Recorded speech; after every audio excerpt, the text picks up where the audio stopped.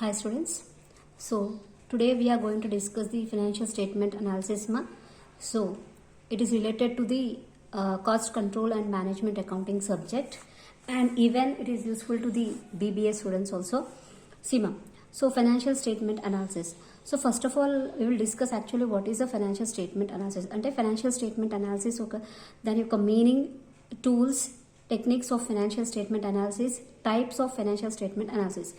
Today in this video we are going to discuss these three topics. Okay, so financial statement analysis, it is unit 3 in your subject cost control and managerial accounting, and even for BBA students also it is there. Okay, so in this video today I am going to discuss the financial statement analysis, its meaning, okay, tools, techniques of financial statement, types of financial statement analysis. Okay, so totally a theoretical part regarding the financial statement analysis. Okay, so actually what is the meaning of financial statement analysis once you see? So here financial statement analysis means it is not only related to the financial matters of the company. Okay, totally it is a systematic process. అంటే ఒక financial statement అంటే financial statements అంటే మనకి accounts as per the accounts point of view. So what you will think మా financial statement means it is a balance sheet, P&L, those we will see. But here we are analyzing it. Okay, what is the companies financial position అంటే company యొక్క financial position ఎలా ఉంటుంది అనేది మనం ఇక్కడ analyse చేస్తున్నాం అనమాట. అంటే ప్రీవియస్ ఇయర్స్ డేటాస్ తీసుకొని, ఓకేనా, previous year statements, current year, previous years, past year statements అన్ని తీసుకొని మనం ఇక్కడ ఏం చేస్తామంటే ఆ financial status of the company దాన్ని అనలైజ్ చేస్తాం. ఇది ఒక systematic process. This is a systematic process over here. So once you see here, analysis of financial statement is a systematic process. So it is a definition. See, analysis of a financial status is a systematic process of analyzing the financial information in the financial statement to understand and to make decisions regarding the operation of the enterprise. Okay na, మనం ఎప్పుడైతే financial statements అంటే financial statement prepare చేస్తాం, వాటిని analyse చేస్తామో, analyse చేయడం వల్ల మనకి ఏమవుతుంది అంటే కంపెనీ యొక్క ఆపరేషన్స్ అంటే రిగార్డింగ్ కంపెనీ యొక్క ఆపరేషన్స్, ఎంటర్ప్రైజ్ ఏ పొజిషన్లో ఉంది, ఫైనాన్షియల్గా ఎంటర్ప్రైజ్ ఏ పొజిషన్లో ఉంది అనేది మనకి తెలుస్తుంది అనమాట. ఇంకా ఫర్దర్గా వాళ్ళ కంపెనీ ఆపరేషన్స్ వాళ్ళు ఎలా చేయాలి అనేది మనకి ఫైనాన్షియల్ స్టేట్మెంట్ అనాలిసిస్ వల్ల తెలుస్తుంది. Okay, nothing but we have to take the information. అంటే మనం ఇక్కడ ప్రిపేర్ చేసే స్టేట్మెంట్స్ ఏమి ఉంటాయో నేను కంటిన్యూషన్లో చెప్తాను, అక్కడ వినండి. And one more definition also we have, see here, or it is a study of relationship among the various financial figures are to set out in the financial statements, that is balance sheet and statement of P&L. అంటే by seeing అంటే మనం ఒక balance sheet కానీ P&Ls కానీ ఓకేనా వాటిని చూసి, okay, previous ఇయర్కి వాటి మధ్యలో రిలేషన్షిప్స్ ఎలా ఉంది అని ఫైండ్ అవుట్ చేయడం అంట. అంటే financial figures of the company find out చేయడం. సో అప్పటికి ఇప్పటికి ఎలా గ్రోత్ ఉంది, పాస్ట్ 5 years నుంచి కంపెనీ యొక్క గ్రోత్ ఎలా ఉంది అనేది తెలుసుకోవచ్చు అనమాట త్రూ ఫైనాన్షియల్ స్టేట్మెంట్ అనాలిసిస్.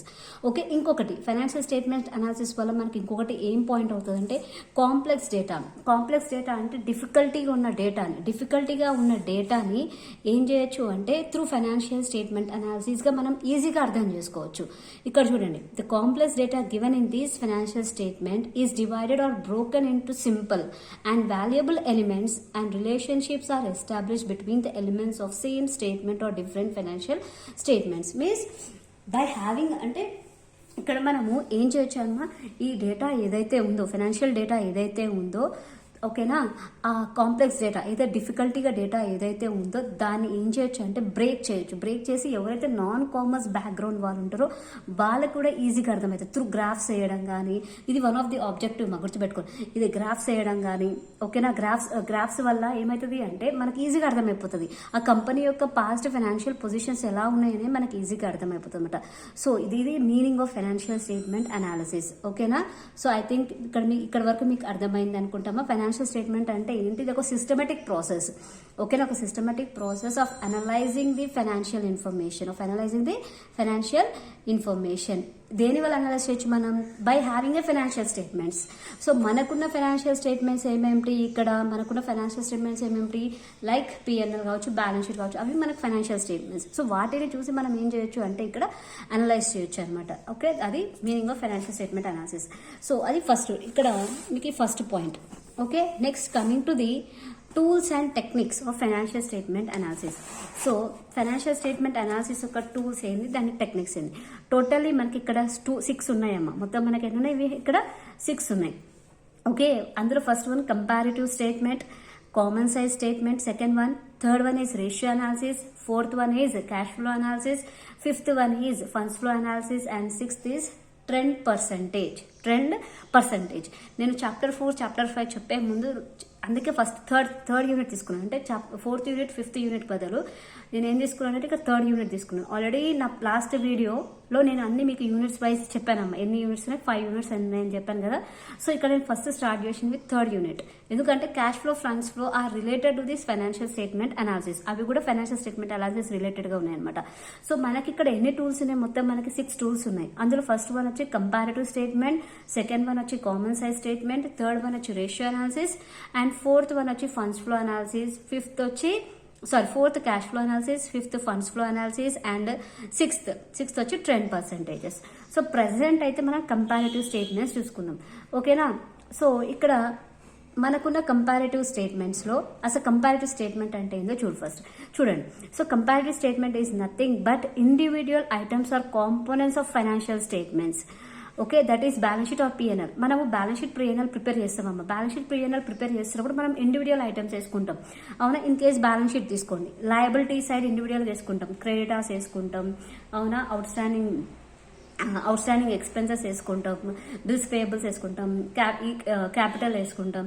అవునా కదా. అసెట్ సైడ్ చూస్తే మనకి ల్యాండ్ అండ్ బిల్డింగ్ వేసుకుంటాం, మెషినరీ వేసుకుంటాం, ఫర్నిచర్ వేసుకుంటాం, డెటాస్ వేసుకుంటాం. సో ఇవన్నీ వేసుకుంటాం. అయితే ఇండివిజువల్ ఒక్కొక్క ఐటమ్ అక్కడ వేసుకుంటాం. సో ఇక్కడ కంపారిటివ్ స్టేట్మెంట్లో ఏం చేస్తాము అంటే పాస్ట్ ఇయర్కి, ఓకేనా, past year, okay, 2 or more years అంటే పాస్ట్ ఇయర్ తీసుకోండి, కరెంట్ ఇయర్ తీసుకోండి. నేను ఎగ్జాంపుల్ చెప్తున్నాను, past year and current year మాత్రం చెప్తున్నాను. So take past year and take the current year. ఓకేనా. సో ఇండివిజువల్ అప్పుడు క్రెడిటార్స్ ఎలా ఉన్నారు, ఇప్పుడు క్రెడిటార్స్ ఎలా ఉన్నారు, ఇండివిజువల్ అనమాట. అప్పుడు మనకి డిబెంచర్స్ ఎలా ఉంది, ఇప్పుడు డిబెంచర్స్ ఎలా ఉంది, అప్పుడు ఈక్విటీ క్యాపిటల్ ఎలా ఉంది అంటే past equity capital, past year equity capital ఎలా ఉంది, ఇప్పుడు ఉన్న ఈక్విటీ క్యాపిటల్ ఎలా ఉంది. సో అవి మనం అనలైజ్ చేస్తాం అనమాట. అక్కడ కంపారిటివ్ స్టేట్మెంట్స్ అంటే 2 or more years ఇన్ఫర్మేషన్ తీసుకొని ఇక్కడ మనం ఏం చేస్తాము అంటే కంపేర్ చేస్తాం, ఇండివిజువల్ ఐటమ్స్ని కంపేర్ చేస్తాం. అది కంపారిటివ్ స్టేట్మెంట్. అయితే కంపారిటివ్ స్టేట్మెంట్ మనం ప్రిపేర్ చేయడానికి ఇక్కడ ఏమవుతుందంటే సైడ్ బై సైడ్ తీసుకుంటాం. 2 years ఏం చేస్తామంటే side by side, take it in side by side తీసుకుంటాం అనమాట. ఓకేనా. ఇప్పుడు 2021 and 2022 అనుకుందాం. సో 2021 ఒక కాలంలో తీసుకుంటాం, 2022 ఒక కాలంలో తీసుకుంటాం. సమ్స్ చెప్పేటప్పుడు మీకు క్లియర్గా అర్థమవుతుంది ఈ పాయింట్. ఓకేనా. దాని తర్వాత మనం ఏం చేస్తాము అంటే చేంజ్ ఫైండ్ అవుట్ చేస్తాం. చేంజ్ ఎలా ఫైండ్ అవుట్ చేస్తాము అంటే అబ్సల్యూట్ చేంజ్ ఫైండ్ అవుట్ చేస్తాం, percentage in terms of absolute amounts and in terms of percentage. ఓకేనా. కంపారిజన్స్ అలా చేస్తాం. నెక్స్ట్ వచ్చి సెకండ్ స్టేట్మెంట్ వచ్చి common size statement. Common size statement అంటే ఇక్కడ ఏంటి అంటే ఇక్కడ చూడండి, it is statement in which individual items of financial statements of 2 or more years. ఇక్కడ కూడా మనం 2 or more years తీసుకుంటాం, place by side. Okay, and thereafter converted into percentage, taking a common base. ఓకేనా. సో కామన్ సైజ్ స్టేట్మెంట్ లో ఏం చేస్తాం ఇక్కడ అంటే ఇక్కడ కూడా same 2 or 3 or more years ఎన్ని ఇయర్స్ అయినా తీసుకొని ఏం చేస్తాము అంటే ఆ అమౌంట్స్ ని సైడ్ బై సైడ్ పెట్టుకుంటాం, ఇండివిజువల్ ఐటమ్స్ తీసుకుంటాం మనం. సో సైడ్ బై సైడ్ పెట్టుకొని దాన్ని ఏం చేస్తామంటే పర్సంటేజెస్ ఫైండ్ అవుట్ చేస్తాం. దీనికి పర్సంటేజ్ ఎలా ఫైండ్ అవుట్ చేస్తామంటే ఫిక్స్డ్ పర్సెంట్, ఒక కామన్ బేస్ తీసుకొని, ఒక కామన్ బేస్ అంటే ఇక్కడ కామన్ బేస్ అనుకో, ఇఫ్ సపోజ్ బ్యాలెన్స్ షీట్ అనుకుందాం. ఓకేనా. బ్యాలెన్స్ షీట్ కి కామన్ బేస్ ఏముంటుంది, అక్కడ మనకి టోటల్స్ ఉంటాయి బ్యాలెన్స్ షీట్ కి. ఓకే, అర్థమవుతుందా. కామన్ బేస్ అది 100 అనుకుంటాం. ఏమనుకుంటాం మనం 100, టోటల్ 100 అనుకొని మనం క్యాల్కులేట్ చేస్తాం. ఓకే, సమ్ చెప్పేటప్పుడు మీకు క్లియర్ అవుతుంది. సో ఇప్పుడు థియరటికల్గా ఒకసారి వినండి. ఇన్ కేస్ ఆఫ్ పిఎన్ఎల్ అనుకో, పిఎన్ఎల్ చేస్తాం, రెవెన్యూ అకౌంట్ మనం ప్రిపేర్ చేస్తాం, పిఎన్ఎల్ రెవెన్యూ ప్రిపేర్ చేస్తాం. అక్కడ మనం ఏం చేస్తాం, సేల్స్ ఒక కామన్ టోటల్ని మనం ఒక 100 అనుకుంటాం, పర్సెంటేజ్ అంటే 100గా తీసుకుంటాం అనమాట. 100గా తీసుకొని క్యాల్కులేట్ చేస్తాం. అది కామన్ సైజ్ స్టేట్మెంట్. అంటే నేను కంపారిటివ్ స్టేట్మెంట్ అంటే అందులో ఓన్లీ స్టేట్మెంట్ ఒకటే ఉండదమ్మా, 2 ఉంటాయి, పిఎన్ఎల్ ఉంటుంది, బ్యాలెన్స్ షీట్ ఉంటుంది. అలానే సేమ్ కామన్ సైజ్లో కూడా ఏముంటాయి, పిఎన్ఎల్ ఉంటాయి, బ్యాలెన్స్ షీట్ ఉంటుంది. Next coming to the third tool is ratio analysis. So ratio analysis is nothing but it is an arithmetical expression or relationship between 2 related or interdependent components of financial statement of an accounting period. అంటే ఆ particular accounting period లో ఓకేనా, only 1 year తీసుకుంటామమ్మా. In case of comparative common size ఏం చేస్తామంటే మనం different years తీసుకొని మనం కంపేర్ చేసుకుంటాము. కానీ ఇక్కడ రేషియో అనాలిసిస్ ఏం చేస్తామంటే ఓన్లీ దట్ పర్టికులర్ ఇయర్, ఆ ఒక్క ఇయర్వి తీసుకొని ఆ ఒక్క ఇయర్లో కంపెనీ యొక్క ఓకేనా, కంపెనీ యొక్క అర్థమెటికల్ క్యాలిక్యులేషన్స్, ఓకేనా, arithmetic calculations dependent upon components of financial statement. అంటే ఫైనాన్షియల్ స్టేట్మెంట్ తీసుకొని ఆ 1 ఇయర్ ఫైనాన్షియల్ స్టేట్మెంట్ తీసుకొని ఆ 1 ఇయర్లో కంపెనీ యొక్క అర్థమెటికల్ క్యాలిక్యులేషన్స్ ఎలా ఉన్నాయి అంటే మనకి ఇట్లా రేషియోస్ ఉంటాయి అన్నమాట, ఫ్రాక్షన్స్ అలా ఉంటాయి కదమ్మా. సో ఆ రేషియోస్ బేస్ చేసుకొని, కానీ ఇది 2 or 3 ఇయర్స్ తీసుకోము, ఓన్లీ 1 ఇయర్, ఓన్లీ 1 ఇయర్కి తీసుకొని మాత్రమే క్యాలిక్యులేట్ చేస్తాం. ఓకేనా, ఇది ఎక్కడి నుంచి క్యాలిక్యులేట్ చేస్తాం, మనం balance sheet and profit and loss account, balance sheet and profit and loss accounts తీసుకొని అక్కడ నుంచి మనం రేషియోస్ ఫైండ్ అవుట్ చేస్తాం. కంపెనీ యొక్క ప్రాఫిట్ ఎర్నింగ్ రేషియో ఎంత, డెప్త్ రేషియో ఎంత, క్రెడిట్ రేషియో ఎంత, స్టాక్ టర్న్ ఓవర్ రేషియోస్ ఎంత. ఓకేనా, సో ఈ రేషియో అనాలిసిస్ సపరేట్ టాపిక్ అమ్మ, సపరేట్ టాపిక్ చెప్పినప్పుడు దాని గురించి డీటెయిల్గా మనకి సాల్వెన్సీ చాలా రేషియోస్ ఉంటాయి, చాలా ఫార్ములాస్ ఉంటాయి అక్కడ. ఓకేనా, లిక్విడిటీ రేషియోస్ అని, ఓకేనా, లిక్విడిటీ రేషియోస్ అని, ప్రాఫిటబిలిటీ రేషియోస్ అని, అండర్ మళ్ళీ ప్రాఫిటబిలిటీ రేషియోలో general profitability ratio, overall profitability ratio, solvency ratios, ఇవన్నీ ఉంటాయన్నమాట. ఓకేనా, అది రేషియో అనాలిసిస్ గురించి. Next coming to the cash flow statement. అయితే ఇక్కడ వినండి, 4th one cash flow statement. Cash flow statement మనకి ఏం చెప్తుంది ఇక్కడ అంటే, క్యాష్ ఫ్లో స్టేట్మెంట్ దాని పేరు ఏంటంటే మనకు అర్థమవుతుంది, క్యాష్ ఎలా ఫ్లో అవుతుంది, how the cash is flowing, cash ఎలా ఫ్లో అవుతుంది, అర్థమవుతుందా. ఇక్కడ క్యాష్ ఫ్లో స్టేట్మెంట్లో ఏం లేదు, చూడండి, it is a statement showing the flow of cash and cash equivalent during the accounting period classified under operating activities, investing activities and financial activities. ఓకేనా, so ఆ 3 examples అమ్మ ఇక్కడ. సో క్యాష్ ఫ్లో ఎందుకు prepare చేస్తాము అంటే, cash flow is nothing but how the cash is flowing in the కంపెనీలో cash ఎలా flow అవుతుంది, ఎంత క్యాష్ వస్తుంది, ఎంత పోతుంది అనేది మనం ఫైండ్ అవుట్ చేస్తాం. క్యాష్ ఫ్లో స్టేట్మెంట్ ద్వారా మనం ఫైండ్ అవుట్ చేస్తాం.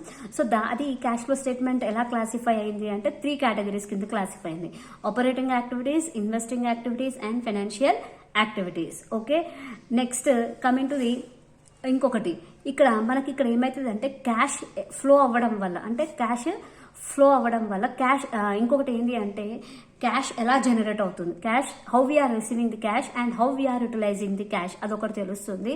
ఇంకొకటి ఏంటి అంటే ఈ క్యాష్ ఫ్లో స్టేట్మెంట్ వల్ల మనకి కంపెనీ యొక్క క్యాష్ పొజిషన్ ఎలా ఉంది, how the company cash position is there, అది కూడా మనకి తెలుస్తుంది. Okay, next one funds flow statement, trend percentage. So funds flow statement chapter and cash flow statement chapter మనకి 2 సపరేట్ యూనిట్స్ ఉన్నాయి. సో ఆ 2 యూనిట్స్ ఉన్నప్పుడు వాటి గురించి నేను డీటెయిల్ ఎక్స్ప్లెయిన్ చేస్తాను, వాటి ప్రొసీజర్స్ ఏంటి చెప్తాను. Next coming to the trend percentages, ఇది కూడా నేను సపరేట్గా చెప్తాను. ఓకేనా, సో టోటల్లీ మొత్తం మనకి ఎన్ని టూల్స్ ఉన్నాయి, టోటల్లీ 6 టూల్స్ ఉన్నాయి. ఆ 6 టూల్స్ ఏమేమిటి మనకి ఇక్కడ, comparative statements, common size statements, ratio analysis, next cash flow statements, funds flow statement and trend percentages. ఓకేనా, so funds flow, trend percentages ఆ టాపిక్ సపరేట్ చెప్పినప్పుడు ఇక్కడ నేను ఇచ్చింది మీకు only introduction point of view, అంటే ఈ ఫైనాన్షియల్ స్టేట్మెంట్ అనాలిసిస్ అంటే ఏంటి, అందులో ఎన్నెన్ని స్టేట్మెంట్స్ ఉంటాయి అనేది మాత్రమే ఇక్కడ ఈ వీడియోలో నేను మీకు ఎక్స్ప్లెయిన్ చేస్తున్నాను. After that next coming to the types of financial statement analysis. ఓకేనా, so what are the types of financial statement analysis. So first ఇక్కడ చూడండి అమ్మా, ఫస్ట్ 4 ఉన్నాయి మనకి. ఓకేనా, సో ఫస్ట్ వన్ వచ్చి external analysis. So what is the meaning of external analysis means nothing but here when they will conduct the external analysis, for what purpose this external analysis will useful means, see it is conducted by those who don't have access to the detailed records of an enterprise and therefore have to depend upon published accounts, that is statement of P&L and balance sheet and directors and auditors report. So external analysis is nothing but chudandamma. Okay, ఈ analysis external అంటేనే చెప్తాం బయట వాళ్ళు, అంటే company వాళ్ళు కాదు, బయట వాళ్ళు కంపెనీని అనలైజ్ చేయడం, కంపెనీ యొక్క ఫైనాన్షియల్ పొజిషన్ ఎలా ఉంది అనేది అనలైజ్ చేయడం, దాన్ని ఎక్స్టర్నల్ అనాలిసిస్ అంటారు. అయితే బయట వాళ్ళు ఎవరు అనలైజ్ చేస్తారు, ఎలా అనలైజ్ చేస్తారు, దేని బేస్ చేసుకొని అనలైజ్ చేస్తారు అంటే, కంపెనీ ఎప్పుడైతే పబ్లిష్ చేస్తుంది, కంపెనీ వాళ్ళ ఒక అకౌంట్స్ పబ్లిష్ చేస్తుంది అనమాట. ఓకేనా, కంపెనీ వాళ్ళ అకౌంట్స్ పబ్లిష్ చేస్తున్నప్పుడు ఏ అకౌంట్స్ పబ్లిష్ చేస్తుంది, దాని P&L పబ్లిష్ చేస్తుంది, దాని బ్యాలెన్స్ షీట్ పబ్లిష్ చేస్తుంది, plus directors and auditors report ఏదైతే ఇస్తారో అవి మార్కెట్లోకి వాళ్ళు పబ్లిష్ చేస్తారు.